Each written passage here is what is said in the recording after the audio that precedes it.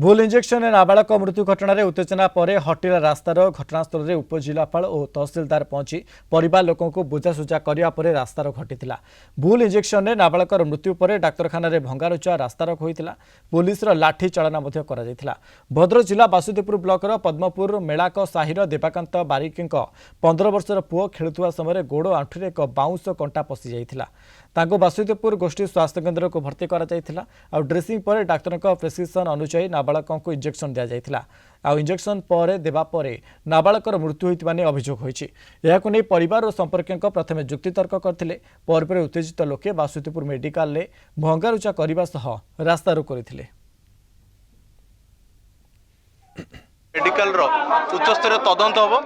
कारण आलिगेशन अच्छी medical negligence जोटा कि आमे प्रमाणित करें मेडिकल टीम ही प्रमाणित कर से प्रेस्क्रिप्शन जो इंजेक्शन दि जाए तथा जहाँ इंजुरी होती पीएम रिपोर्ट सबूर आधार गोटे इनक्वारी करेंगे